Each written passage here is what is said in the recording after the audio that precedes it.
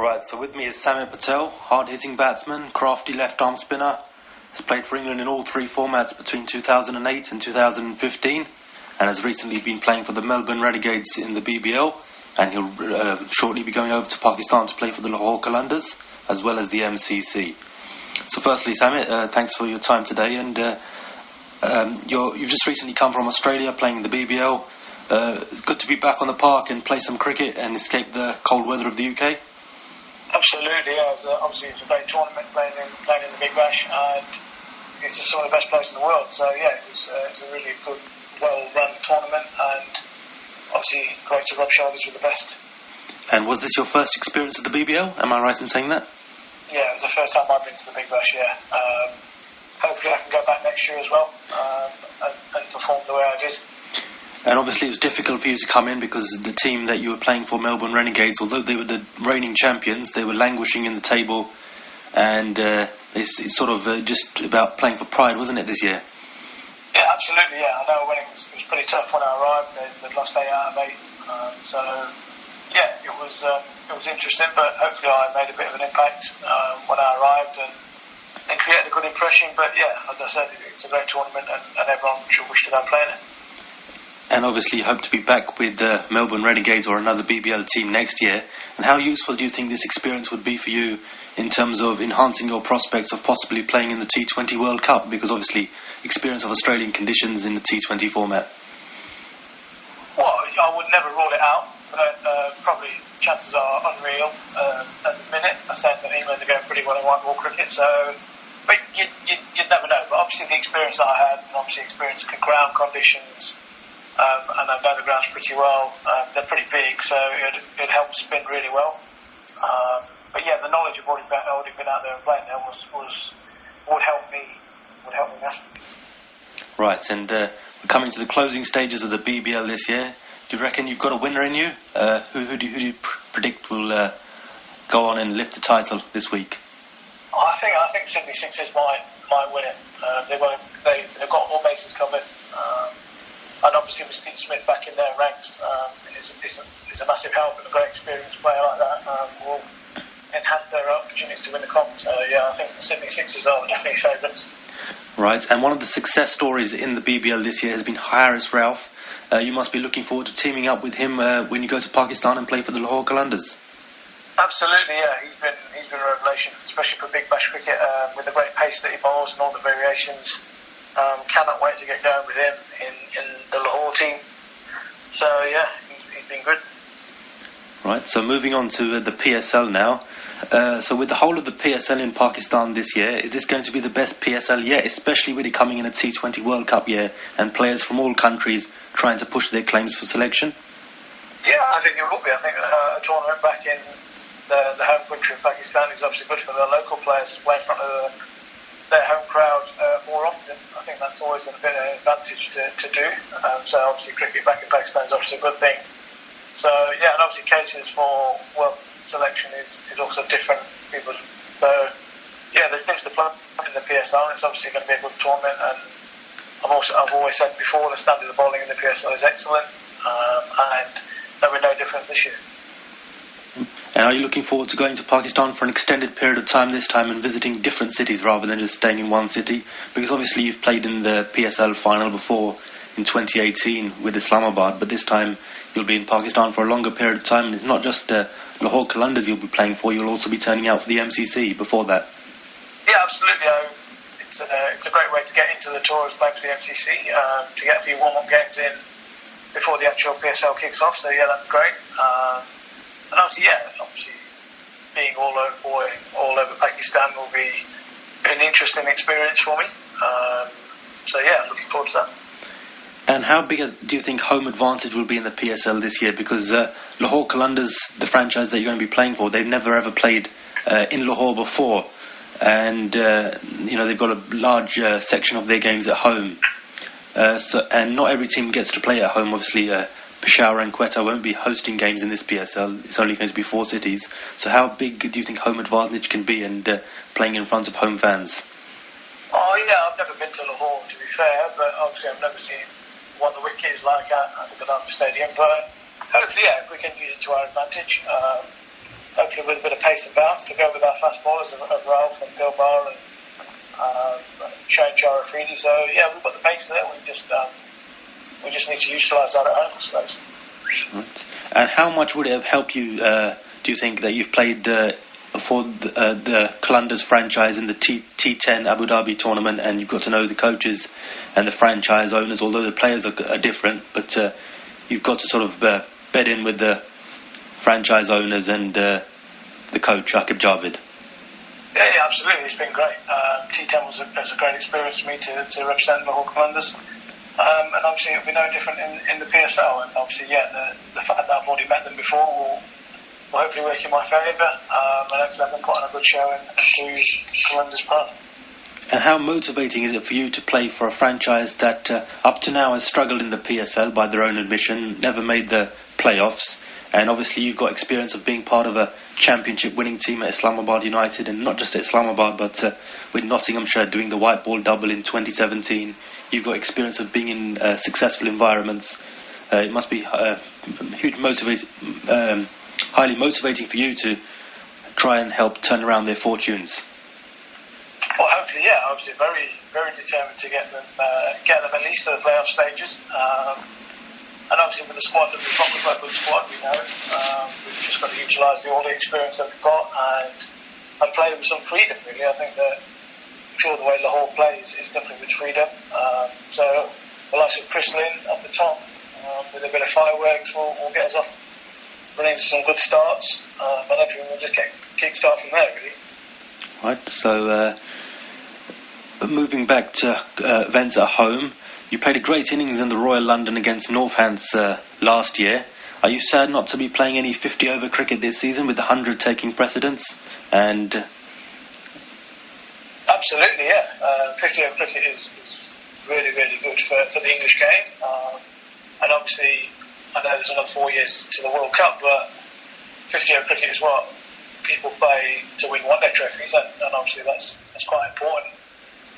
To keep yourself ticking along in the English summer. And I think that the more runs, the more wickets you take in white ball cricket is obviously going to enhance your chances in white ball cricket in the future. But if Notts do get to, say, the final, because the final is going to be at Trent Bridge this year, that must be a game you're looking forward to. If I beg your pardon, Notts can get through the initial stages of the competition and get through to that final, because that would be. Speak about it all the time.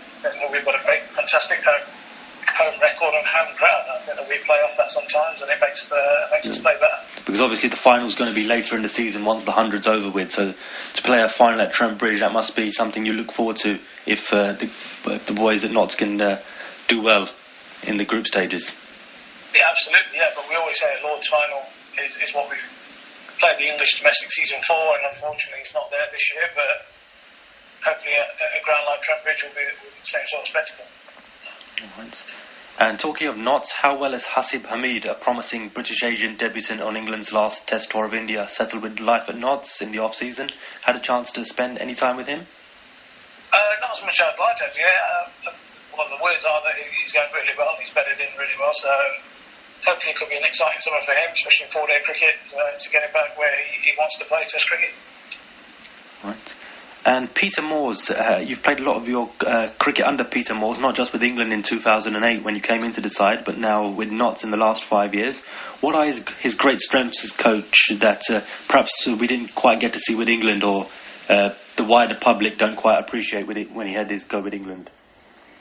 The fact that he's pretty free-spirited, lets you get on with your cricket, lets you play the cricket how you want to play it, and the fact that he's got some great knowledge about batting.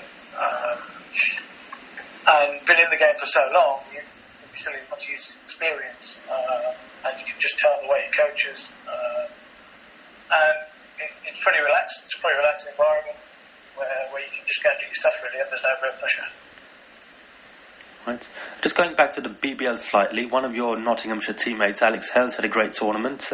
He must be really determined to push his case for selection, looking ahead to the T20 World Cup later this year. Absolutely, yeah. Alex is in good form at the minute. Hopefully he can just maintain that for a few more months now and leading up to selection for the T20 World Cup. I'm sure he'll be in the mix. He's obviously a good player. He's got a proven record in international cricket. He holds records for England, especially in the shorter format version. So I wouldn't be surprised if he gets called up. And you're looking forward to bowling to him with the new ball when Lahore Qalandars play Karachi Kings? Absolutely, I actually. He's already hit me for 6 this year. All right. Hopefully I can get him out for against Karachi. And talking of your England career, with the fifer you got in an ODI against South Africa in 2008 when Kevin Peterson was the captain, would that be the highlight of your international career or your best performance in an England shirt, or is there another favourite performance you have as your favourite? Obviously getting five for your country in the ODI is special, and that'll be up there with one of the highlights that I've got. It's definitely in the top 3. So. What are the others? Well, obviously making your Test debut, everyone play 4-day cricket to get a Test cap, and that feeling was probably the best feeling that you get playing cricket. Really, receiving your Test cap in Sri Lanka in 2012, and then finals day in 2017. That whole year, actually, that 2017 year was something special. Doing the double, yeah. Yeah, I don't think we're going to do that again. I think that it's pretty rare that you win one. To win 2 in a year is special. And you bowl a lot with the new ball in T20 inside the first 6 overs. When do you first remember doing it, and did you ever think that this would be the case when T20 first started out? Because a lot of people were saying that T20 will be the death of spin bowling, but that's not been the case, and if anything, spinners like yourself are really relishing bowling with the new ball inside the first 6 overs. It's something that I do enjoy and relish. I do like challenges, so that I do see it as a challenge to bowl at the best batsman in the power play. And seeing you basically have a judge then on how if you bowl well in the power play, then obviously in the middle overs it's kind of easier. And what's the key to success in bowling in the power play? Is it just denying the batsman room and being accurate? What sort of specific things are you looking to do in general? Just that you bowl, make sure they can't either get underneath you or there's no free step-ins to easy boundaries. Is what I work on. Right.